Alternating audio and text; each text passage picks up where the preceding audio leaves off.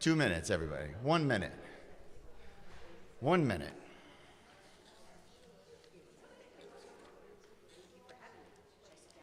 Please, please, please. All right.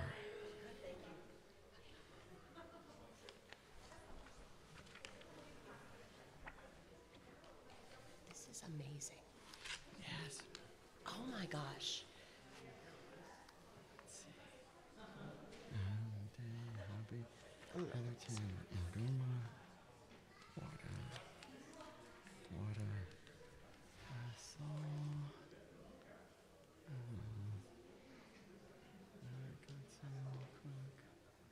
All right, well, everybody's on the front side. Let's see. All right, let's go. Who is that? Diana. Gunner, Etheridge.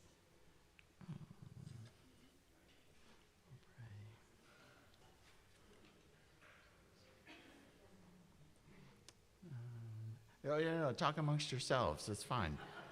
You're doing great. I'm just doing a little bit of attending. Let's see. Day and hobby and console and Hetherington and Carla and Cook. I think both those cooks all the way for them. Hello, everybody. Good morning, good morning, good morning, good morning. I'm glad you're here. Diana, if you're having a hard time seeing me, then, please, find someplace that works. Glad that you are here. Friends, thank you for your patience with us last week. I hope that y'all attended the mission fair and got some more insight about the ways in which we partner with local agencies and also the ministries that we officiate ourselves. I hope that was meaningful to you. We are back again today, and then we will not meet next Sunday as a reminder that we are having our annual meeting.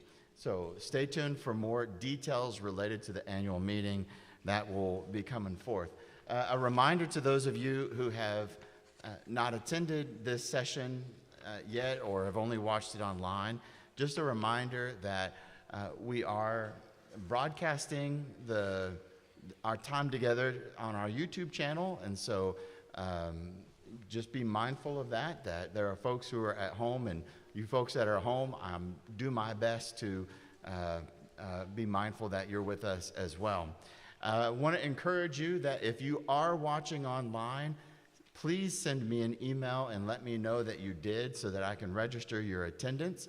And then also you'll see in the handout, and this is for everybody, including those online, in the handout, at the end of the handout, and I will cover this again when we get there, there is a QR code or a hyperlink to a very simple web address, and that is hopeaustin.org/homeless. So beginning today and in all the remaining sessions that we have, we're going to take time out at the end of the session to complete 3 questions, and I'm going to ask you to do them on that website. And you don't have to write novels, but simply go to that website, scan the QR code, and to answer those 3 questions every week as we're now on the back half of our time together, okay? Any other housekeeping matters? Great. Let us open our time together in prayer. Let us pray. Holy One, you have called us to this moment to explore the intersection of faith and compassion. May this space be a sanctuary for learning, reflection, and inspiration. Guide our minds and our hearts to discern your ways of justice and love as we seek to be instruments of your peace. Amen. In your handouts, you will also note the 7 points that make up our class covenant. These are ways in which we strive to engage with difficult conversations and in this educational setting. So please take note of those. And I have been choosing to follow a path of introducing ourselves by kind of highlighting an icebreaker question from each one of those each week. And so today we're going to go through, we're going to introduce ourselves. I'm going to start with Diana, and we're going to work all the way down to Diane, come forward to Julie, and we'll serpentine all the way up to me. Cool? Great. You're going to introduce yourself, and you may know, or you generally probably know, what school district you live in. This church is Round Rock ISD. If you live downtown, guess what? You're in Austin ISD. Most of us in this room are either Round Rock ISD, Leander ISD, or Austin ISD. So I want you to say your name, to say what school district you live in, and then your one-word question is, if your brain had a pause button, what word would be written on your pause button that's not pause? Pause is an answer that you can't say. I know, it's going to be a tough one, okay? But if your brain had a pause button, what's the one word that would be written on the pause button, okay? All right, Diana, let's kick it off with you.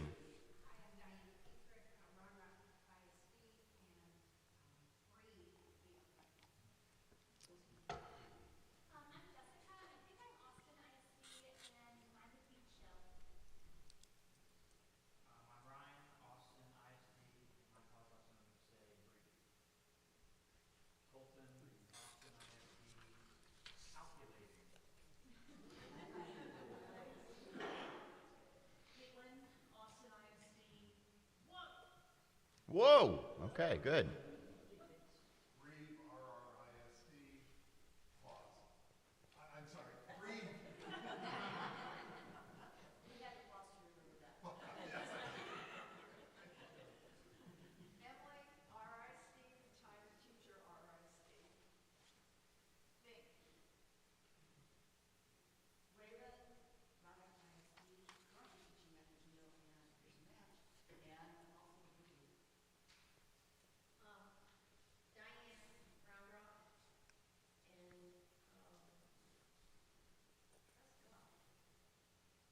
It's hyphenated, trust God. Julie, Leander, ISD,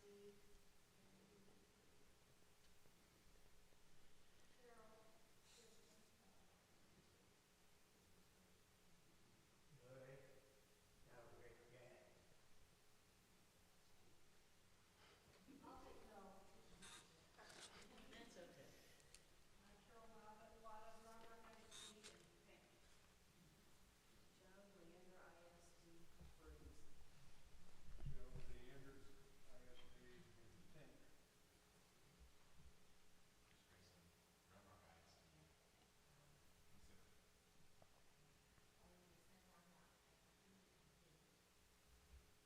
Carla, Leander, ISD, slow down.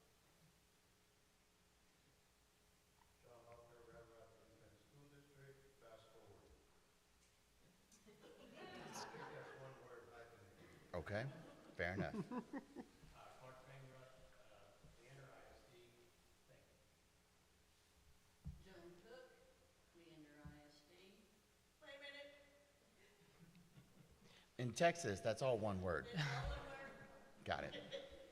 David Cook, Leander, reconsider. Okay. Natalie Day, Round Rock ISD. Why? Why? I think I'm on Round Rock. You're in Pflugerville. My weight would be weight. Wait. Michelle Cooper, Round Rock ISD, grateful. Darren Cooper, Round Rock ISD, Dick. Dang. And school you attend? Westwood. Grade? What grade? Nine. Ninth grade, Westwood, here in Round Rock ISD. And what would be your one word? Ann Grieshop, Round Rock ISD, Grace. Grace. Josh Robinson, Leander ISD, and stupid. I qualify that by saying I just told Phoenix, my son, 15-year-old at Westwood also, that 10, 12 years ago, I had this idea that I wanted to sell to Microsoft Outlook that there in the emails that there should be a stupid button. And when you click the stupid button, it freezes all outgoing email for 24 hours. The idea is, are you being stupid? Have you thought this through? Have you prayed on it? Are you really sure? And so now what I want to do, and he's like, oh, we can build this, is that AI, when you click send, AI should read your email and come back and say, are you sure? I mean, I read this for you, and the tone's a little off. Are you sure? Yes, thank you. It needs to dictate it to you out loud, and with the tone that it thinks that it's reading. Are you really sure you want to send this? The stupid button, I mean, I could have made a mint. You could have. I know. Phoenix thought that's a long story. He probably could. So our guest today is, and forgive me if Grieshop? Perfect. And Grieshop. And I want to confess to y'all that in the process of putting this class together, I thought, and as you have already experienced, I thought about including all of our elected persons for where this church address is. So we have had 3 different persons who have held the mantle of City of Austin council member for this district. So past, and now present persons. We've had Sally Hernandez, Travis County Sheriff, for where we are. 2 weeks ago, we had Vicki Goodwin, who was our Texas State representative for this district. And part of what I was hoping to do today was to pivot and to have some time for us to do a mission lab, some processing of what we have already learned. And then I was invited to attend a meeting at Round Rock ISD at the head offices, Office 620, a couple of weeks ago. And because of Austin traffic, I came in late and sat down blindly, and I sat next to Ann, and then later realized I was sitting next to Ann, and all the top brass of Round Rock ISD were in the meeting, and I felt like, oh my God, and I was late. And she had shared that the program, and I want her to introduce it more, that she is the director of, is called the FiT program, F-I-T, or Families in Transition. And it had not even occurred to me, and that's my apology, to think about something that I know our community is really passionate about, which is public education. And as we have talked in this class already about the invisible people, right, whether they are couch surfing, living in a car, living in a shelter, or on the streets, well, this includes our students in our public education schools currently. We had a conversation, and it just hit me like a ton of bricks, and I realized I needed to make space for us. Many of you who have been a part of this community for a long time know that the members of this community do place a high value on public education. Many of the members here are retired teachers or administrators or engaged volunteers in the public school system. So, of course, this makes a lot of sense. And as I was hearing her share some of the things about her work, I realized that I would be remiss if we didn't create space to have her come and share her work and how we might have a calling in that area as well. So I thank you for letting me readjust the schedule to make accommodations for this. And instead of the constructive aspect that I was going to do today, that's why at the end of each session going forward, we're going to take a moment to answer those 3 questions, which I'll introduce again as we come to the end of our time together today. Before we pivot, are there any questions about anything I have shared so far? What was your meeting after Round Rock? Well, thank you. I had 2 meetings with Round Rock ISD that week. On Tuesday night that week, there's a supportive organization, and it's called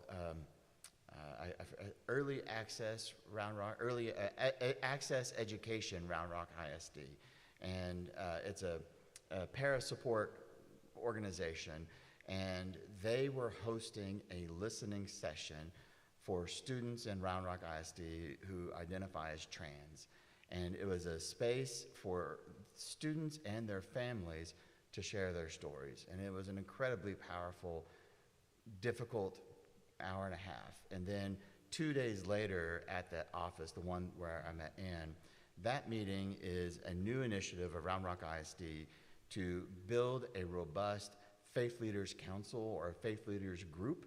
And Leander has one of those. I've been a part of that now for 2 years. We meet quarterly. This is, to my knowledge, the first one where we had this gathering, and it was the single most diverse interfaith gathering of leaders I've ever had in Austin. Folks from the Jewish tradition, Muslim tradition, from Baha'i, from Orthodox, Eastern Orthodox tradition, from Jehovah's Witness. I mean, it was a wide variety, to non-denominational. I mean, it was a really good meeting, and with all of the official leaders there, it really underscored their desire to work in partnership with other faith, with the community leaders, faith community leaders, in service to our families and children. That was the meeting that I had gone to on that day.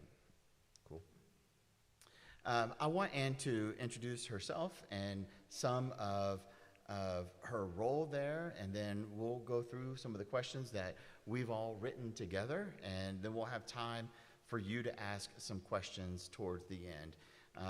Be mindful about the ways in which God may be speaking to you this day. The 3 questions that I want you to answer at the end of the time is, what stood out to you the most? How did what you hear challenge or expand your understanding of homelessness and the church's role in responding to it? And based on what you learned today, what is one specific way you believe we should move forward in ministry? Okay?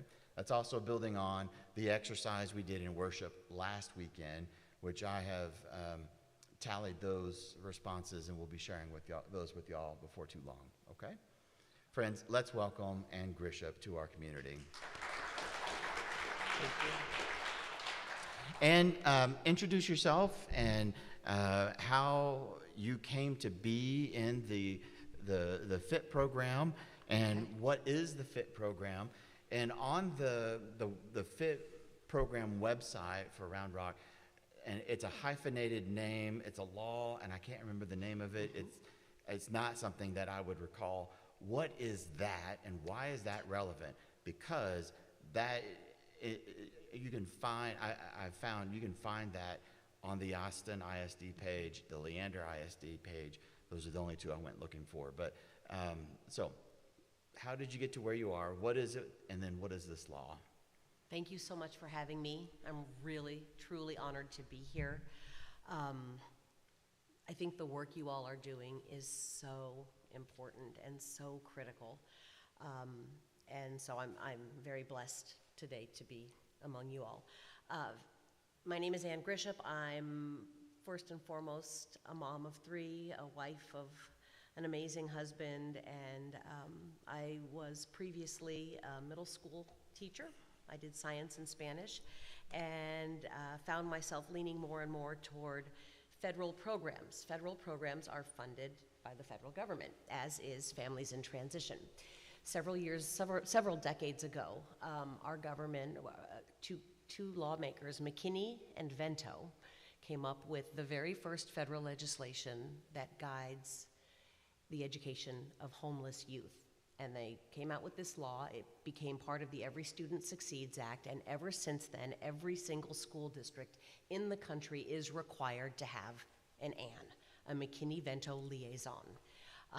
We obviously don't use the word McKinney-Vento because nobody knows who these guys were, right? So our district adopted the name Families in Transition because it's a very, very gentle way to say youth who are experiencing homelessness.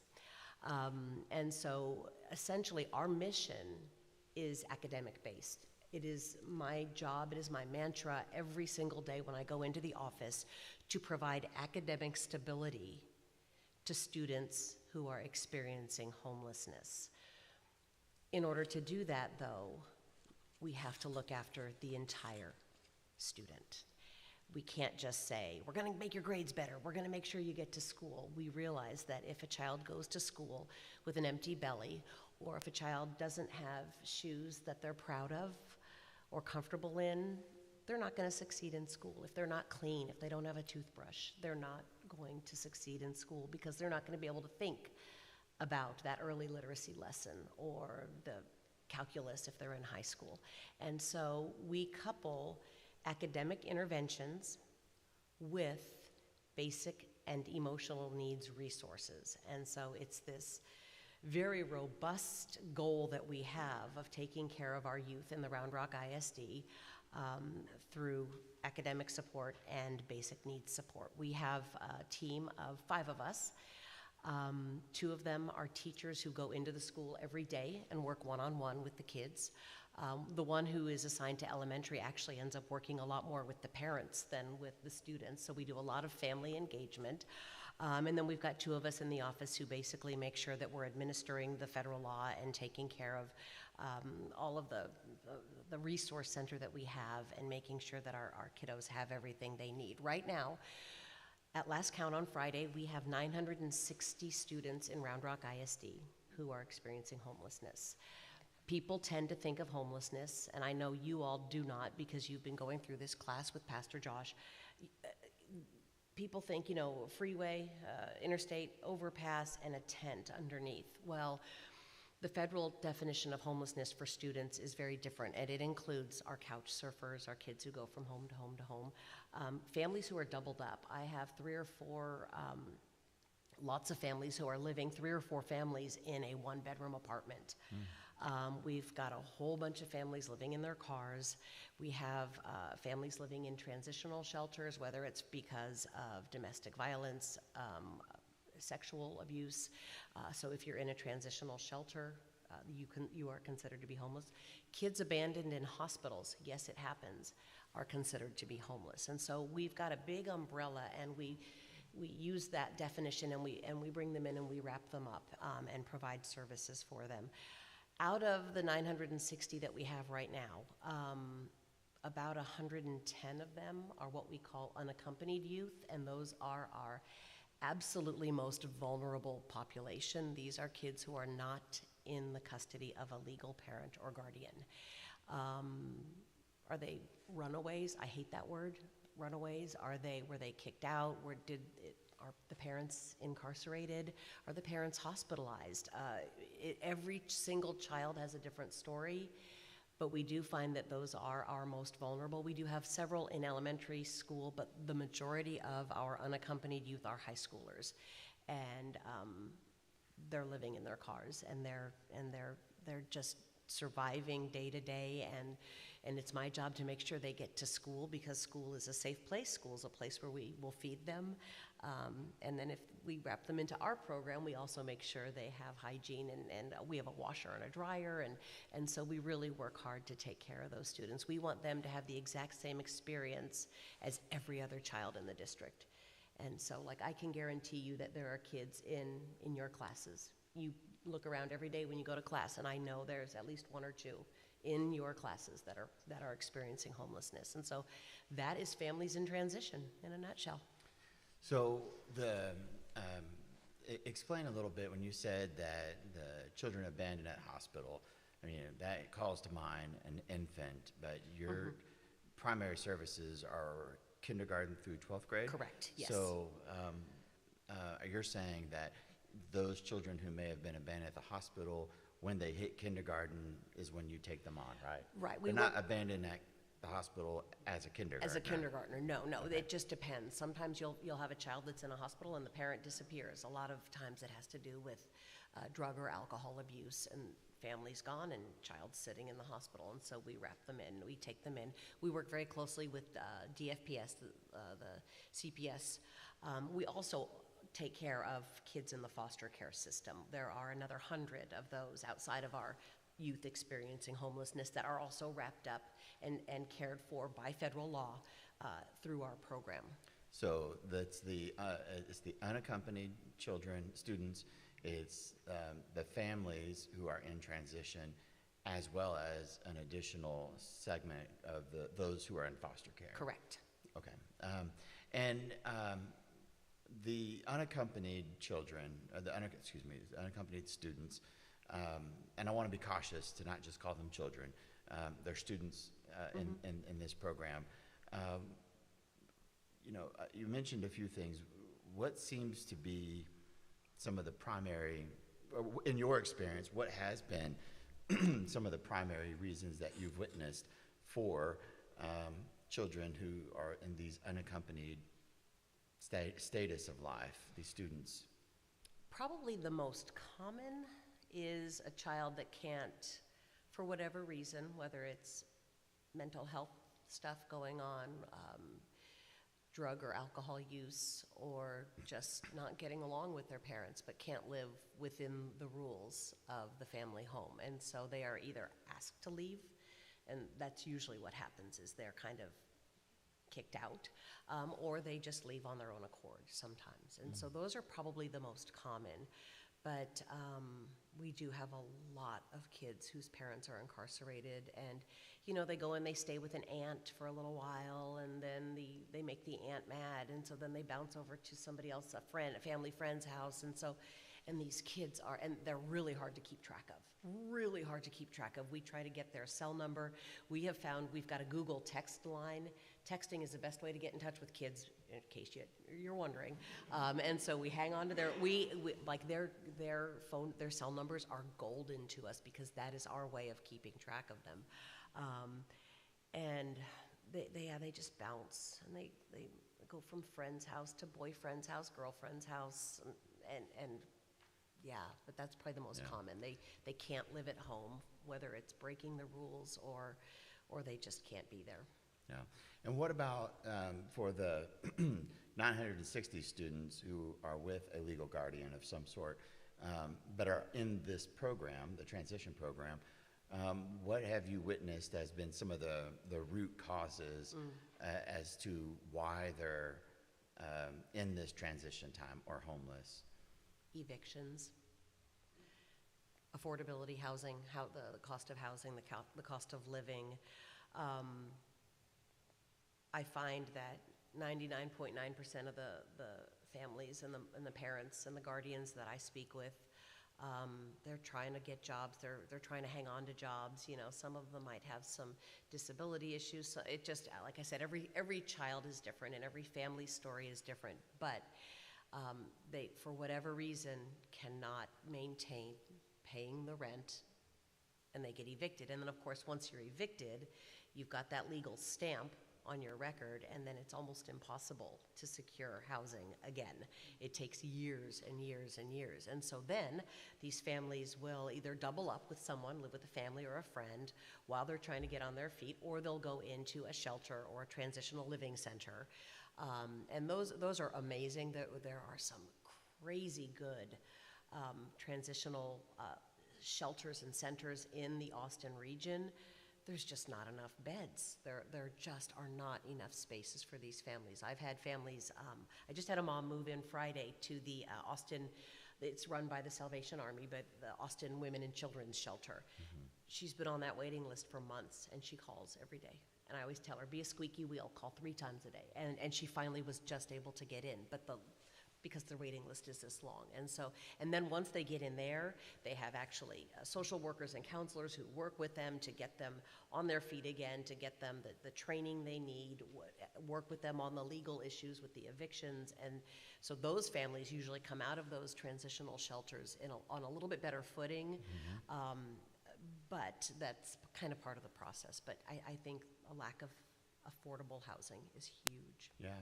So that leads me to wonder, what are some things that, in your experience in doing this, that, hey, this is one thing that really inspires me and gives me hope? And then what is one thing or something that is a big concern that seems insurmountable, but like one of your biggest concerns So what is one of the things that really inspires you and gives you hope in all the work that you do, and what is something that really gives you great concern? Carol and I were talking before we started, and because our mission is academic based, we have made attendance our biggest rock. That's our biggest priority. Because when a family's experiencing homelessness, the parents are so busy worrying about all the adult things, getting the child to school is the last thing on their mind. And so we have set forth to work and build relationships with these families, with these parents, and help them get their kids to school. Because we know once they're at our schools, and whether it's in our district or in Leander or in Pflugerville or in Austin, the schools are a really good, safe place for these kids. Just get them to us. And so we help them. And so it's really enlightening because last year among our homeless population, our attendance rate for our students was 84%, which is lower than the district's. The district, I think, was 94%. And you're saying 84% for the students in For the this students program. in attendance, yeah. In this And program. 84% of our FiT kids, is what Okay. we call them, were going to school regularly. This year, we're already up to 92.8%. And I believe it's because we are really working to connect with the families. If we notice a student, and there's almost 1,000 of them, and so we're trying our very best. But someone's been out for 4 days, we are gonna call that parent and say, what's going on? How can we help you get that child to school? Do you need transportation? What do you need? Do you need a gift card for gasoline to help get your child to school? So that has been our biggest, I think, that's what inspires us, is watching these numbers grow, because we know we can directly see the impact we're having on these families. And that really feels good to know that a child that had, that truancy officers were going after last year is there 90% of the time this year. So that is huge. Probably the toughest part of the job is the emergency phone calls we get, several a week. Last week there were a lot of them because of the cold snap, but we're on the street. What do we do? I've got my 4 kids. What do I do? We are a school program. We don't have funding to get hotels for families. We do academic stuff, right? And so we have our little resource center, which has a food pantry, and it's got hygiene items, and we have a big wall of shoes. Every student gets a pair of shoes every year. But that is all community donated. Every single thing in that room, we have backpacks, school supplies, that all comes from the community. I don't have money. I don't have $100 to get a family into a hotel, and so that is my biggest challenge. And this is kind of a neat story. This week, one of the, Chandler Oaks is one of the Round Rock schools, elementary school. They've got this great, robust PTA, and they were doing a pantry item and hygiene drive for us. And one of the PTA moms drove up and delivered all the stuff this week, and she said, what's going on this week? How's it going? And I said, well, it's great, but I've got 9 families right now who are sleeping in cars with kids with them. Oh, and we talked about it, and we said our goodbyes. Thank you for coming. Thank you for these amazing donations. I was doing the dinner dishes, and my phone started blowing up. What is going on over there? And Chandler Oaks did their own drive, and in literally an hour and a half, 2 hours, we had $1,300 in Marriott gift cards, and we were able to house, all last week, 9 families. And it was like, oh. So it was really inspiring, but that community coming together is what it drives me every day, and what makes me love what I do. We do work with a lot of different churches around the region, and they help us. We've got one church that does air mattresses for us, because we don't ever want a kiddo sleeping on a floor, ever. No child should sleep on the floor. We've got another church, and they do quilting, and they crochet, and they bring us blankets. So when the child gets an air mattress, the child also gets a really sweet fuzzy blanket to go with them. So that's what keeps us going every day, are those stories. Yeah. So the department, the FiT department, is something that is mandated through the McKinney-Vento Act law. So your department is a part of a large bureaucracy, a large machine, a large system, which, you know, as there are lots of concerns about cutbacks to school, public education, and this, that, and the other, you know, as your department is something that is mandated, you know, maybe there's a little bit of security that it won't be done away with because of the law. And I'm setting you up to say whatever you want to say. My question is, you interface with this large system every day, and with folks who have varying values and varying agendas and various perspectives. What is a stumbling block for you as you're encountering folks within the larger system to be supportive of the work that you're doing, rather than just seeing it as, well, it's just something we're mandated to do? So what is some of the stumbling blocks?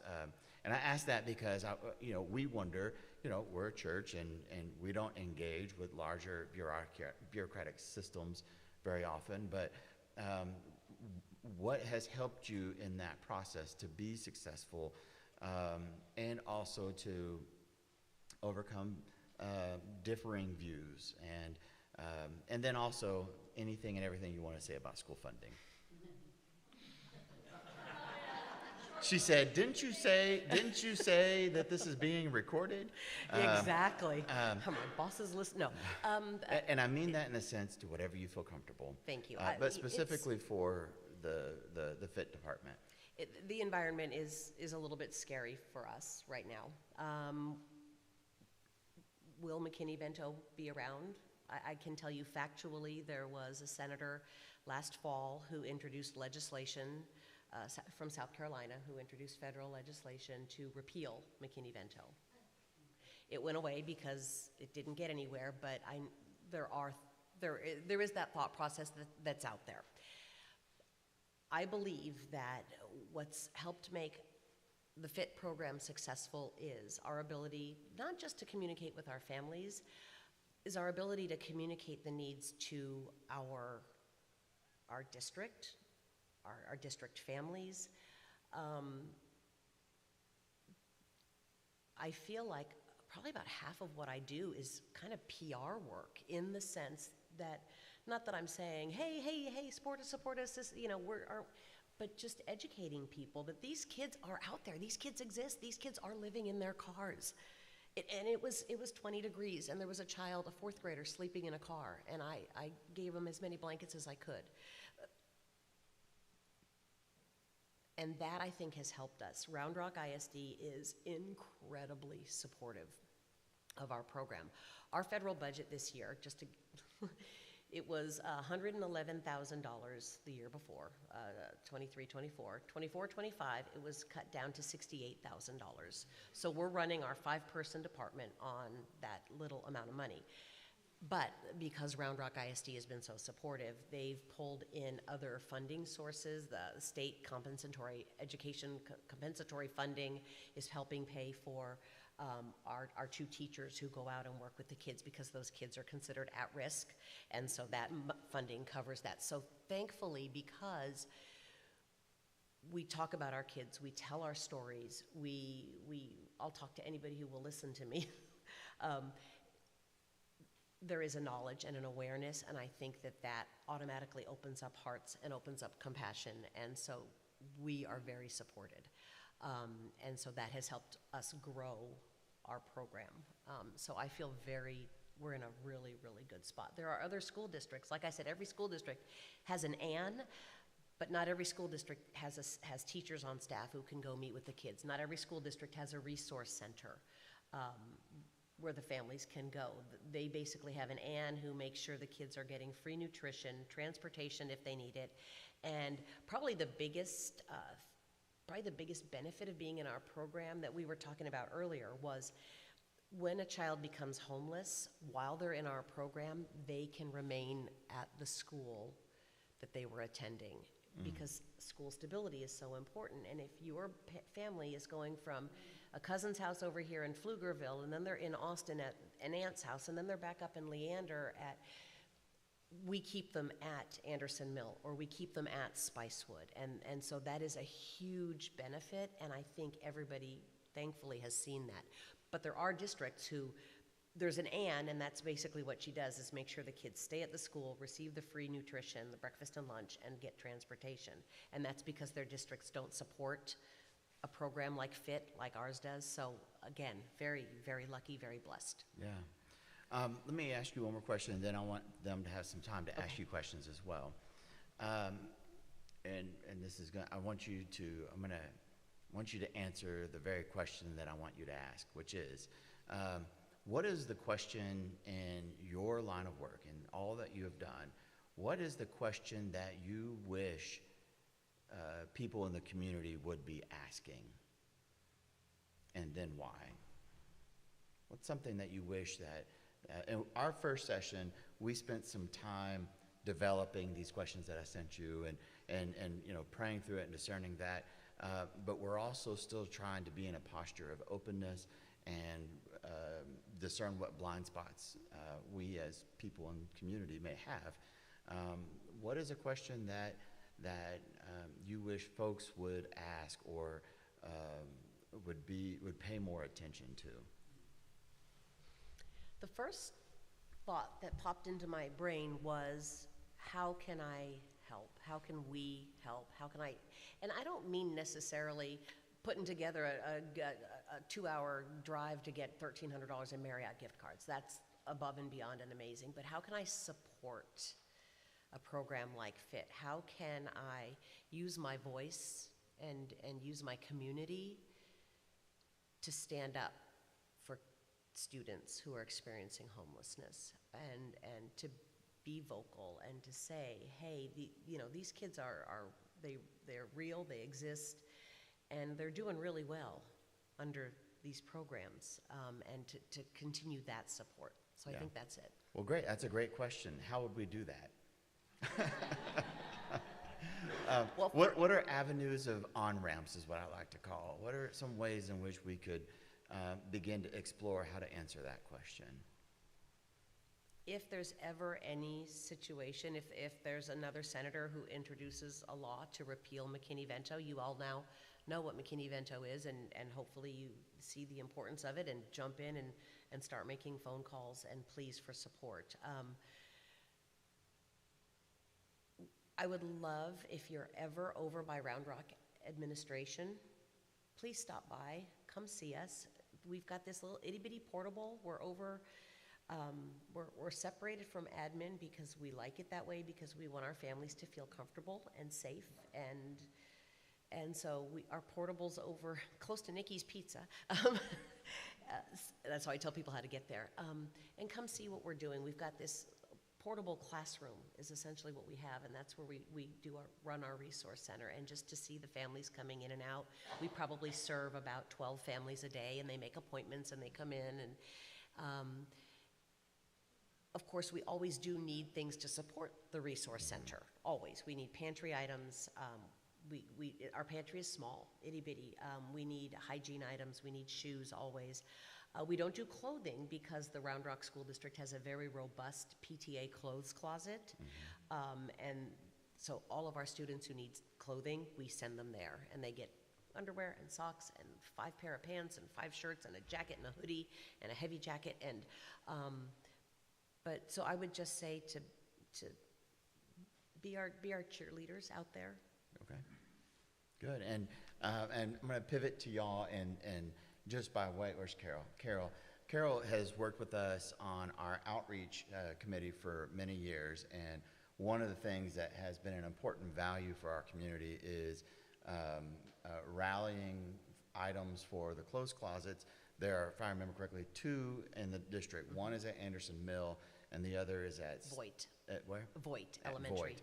And in addition to that, one of our other programs is to be supportive of the backpack program, which right behind us, there's an organization called HopeAustin, clever name, and not associated, and they do, they may prepare weekend backpack food items for 3,000 students at multiple schools inside of our district. And so, Well, and every single FiT student goes home on Friday with food from HopeAustin. They are our biggest supporter as far as our pantry goes. and we're wanting the opportunity for y'all to get to know them better as well. So some of the things that she had mentioned with regard to the clothes closet, the food pantry, or the backpack program are things that we have been engaged in as far as for, I think what you're saying is, doing flash rapid response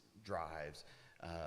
But, again, some of what you said is talking more about how do we engage deeper, how do we be bigger cheerleaders in the community, and et cetera, and you helped us answer some of that. Let me take some questions for y'all. Let me see some hands.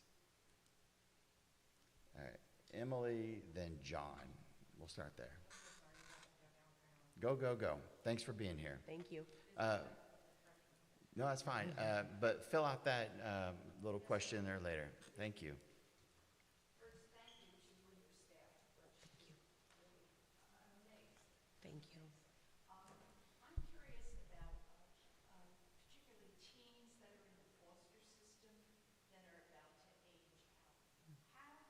What is in place to try to help these kids transition from foster care to suddenly being adults? So let me, and because for the folks who are watching online, I'm going to repeat the question just so that we can all hear it and they can hear it as well.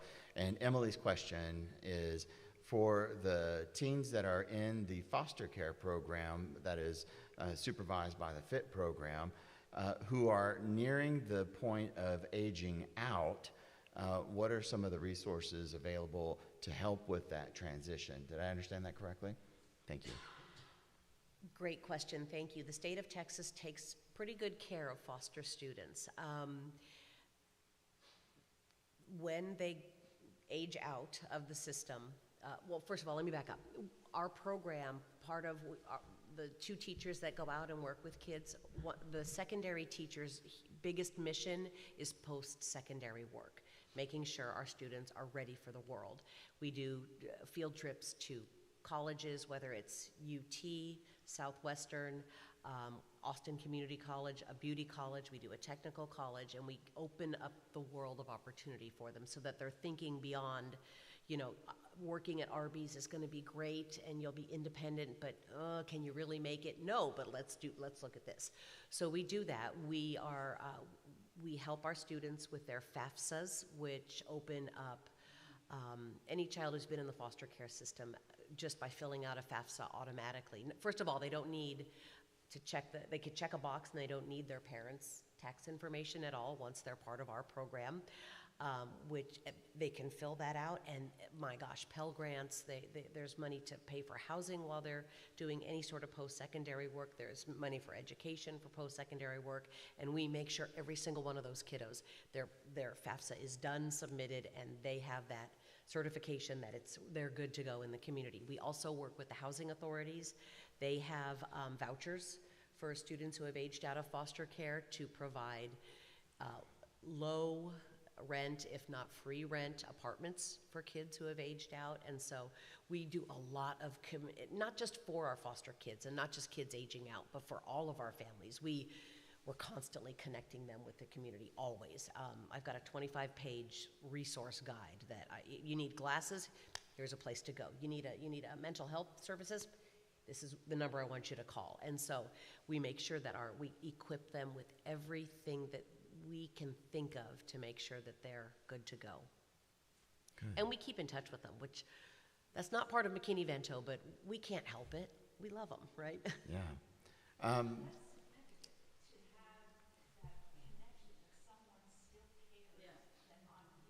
Thank you. Yeah. For those of you who are wondering, FAFSA is the Federal Application for Free Application for Federal Student Assistance. Yes. Something like that. I believe, at least back in the olden days, everybody who went to a higher place of higher education, it was required for everyone to fill out. Is that, I assume? It is state law that 12th graders have to fill them out. That's part of their graduation plan. Everybody. You have to fill it out, but there is a way where we can fill anything out. Right. Well, that might not have been there back in my day, but But now there are folks who could sign a waiver and not fill it out. I just want to make sure everyone understood what a FAFSA was. But our kids don't need a parent to do it, Yeah. which is a huge help. John and then Joan. Joan Cook. Yeah. Hafna. So my question is basically, how do you find out in the beginning that a child is homeless? And the reason I'm asking that is my daughter was a teacher in 3rd grade in Austin and found out after a month that a child was homeless living with their mother in the car. And she was struggling in school, but most kids don't want to admit it. Yes. And how do you find out? Well, and we protect their identity. Oh, you want to re-ask the question? Sorry. John's question was, how does the district learn that a family is homeless or that a student is unaccompanied? Yeah. There is every single year when you re-register for school, there's a whole bunch of papers, and I'm sure you all have filled them all out for all of your kids. And there is what's called a residency questionnaire in there, and every district does it, not just ours. And it asks 4 questions. Are you in temporary housing? Is it because of economic hardship? Have you ever been in the foster care program? And I'm drawing a blank on the 4th question. Holy Toledo. Anyway, if a student answers yes to any of those 4 questions, it automatically comes to us. I do professional development training with our counselors, with our front desk staff, with our campus registrars, with our bus drivers. And so if the yes shows up on that questionnaire, it comes to us. But then throughout the year, stuff happens, right? Teachers are some of our biggest identifiers. Counselors, if a child all of a sudden starts missing school, what's going on? If somebody happens to call the school. So then throughout the year, we have other systems in place so that they could very easily fill out this residency questionnaire and get it to us, and then we can start the process. So that's how we identify them. Good, thank you. Who else wants to ask? I'm coming to you next, Joan. Anybody else? And then Diane. We'll take Joan, then Diane, going once, going twice. Great. Joan, then Diane. I'm just curious, you keep saying the counselors help them. Is that the counselors of your department, or is that the school counselors as a whole? So Joan was asking if whether or not the counselors that Ann is referring to are staff, the 5-person staff in the FiT office, or the training was for the counselors throughout the district at the various different locations of schools. It's the counselors at the schools. We cannot function without really good relationships because every campus has social workers now. Every campus has guidance counselors, and most of them are also certified as licensed counselors, the registrars, and so we've got this little army of eyes and ears, and so we work very closely with them. Could you say that again about social workers? Say that again? There are social workers assigned to, they're not one on every campus, but there are social workers assigned to the vertical learning community. So for the Westwood community, there are a couple social workers, and they cover Westwood and Grieshop and Canyon and all the elementary schools. And so we work very closely with them in collaboration, coming up with services and addressing needs. Wow, I did not know that. And then you said some of them are licensed. A lot of the counselors in our schools are licensed counselors. Okay. In addition to just being when I grew up, the counselors were kind of guidance counselors, and they helped you pick figure out your path. They're actually, they do a lot more, and they do a lot of the social and emotional health as well, too. Wow, okay, thank you. Secondly, may I Go ahead, Joan. question is about you mentioned the kids that moved around, like from Austin to Pflugerville to Leander, and you're getting them to school. How is that? You say you have transportation, but how is that handled? So the question was, for those who are living in a car or on the streets and they're or couch surfing from all over the area, how is the FiT program providing transportation? Federal law says we have to transport them to school. And so what happens is, let's say a child is living in the Del Valley School District. We will work with the Del Valley Transportation Department, and our transportation will be provided one direction.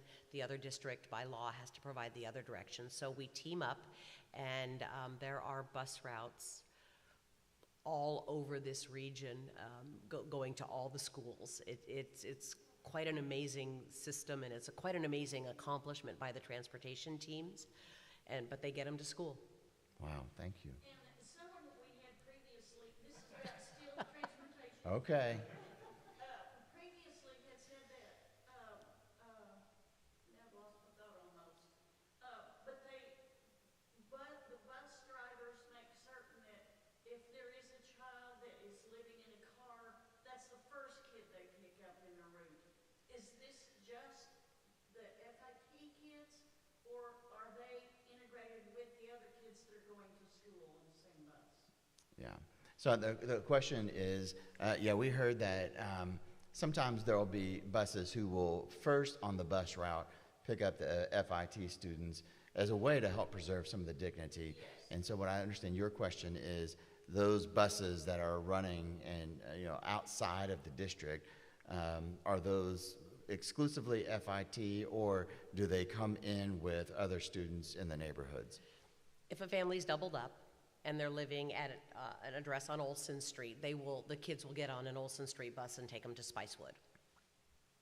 But if they are specifically in an unusual situation and it's arranged for through the Families in Transition team, it's just that child. And so a lot of districts will use vans and Suburbans. So they're not sending a big old yellow school bus to pick up a family down in Del Valley. Yeah. Good.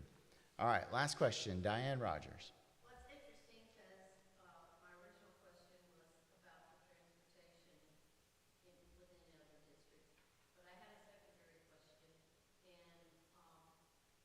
and is there an issue, especially recently, that you're having problems with parents disappearing, perhaps because of ties? I have a friend who's an assistant principal in another district, and she was sharing with a group that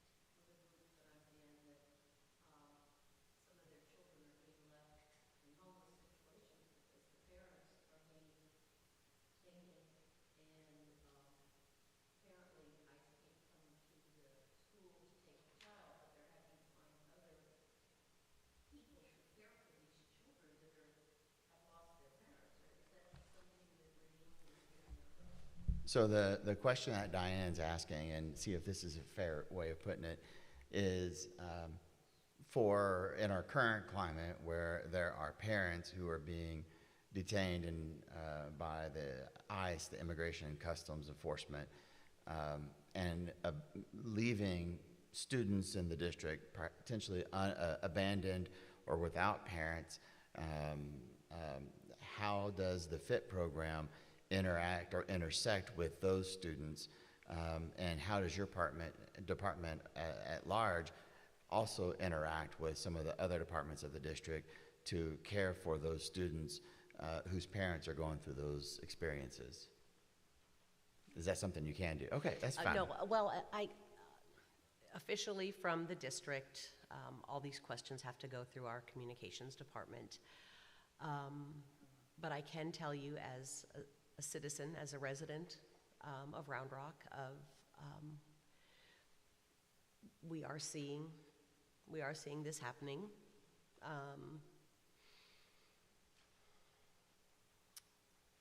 Try not to cry. And personally, I'm going to do everything I can to make sure those kids are taken care of. And we thank you for that. And I will, as I said to you a couple of weeks ago, consider this channel open, and call me, call us, and if there's a way in which we can support, we want to know. And if we can, we will strive to. And you have got a role in our community that is like a spotlight focused directly on the care for these young people and their families. And however we can to help keep that light lit, we would want to be supportive of that. Thank you. Friends, let's thank our guest today, Ann Grieshop. Thank you.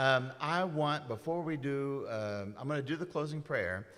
But before you leave, I want you to look at the handout there. There's a QR code that will take you to a website with 3 questions. Or you can type in hopeaustin.org/homeless, and it'll take you to the same place. And just quickly put in some feedback on those 3 questions. But let us close in prayer. Creator of hope, as we go from this gathering, remind us that your Spirit moves with us, guiding and strengthening us for the work ahead. May the seeds of compassion planted here bloom into acts of kindness and transformation for your glory and the good of all. In the name of Christ we pray. Amen. Before you leave, just take a moment and answer some of those questions.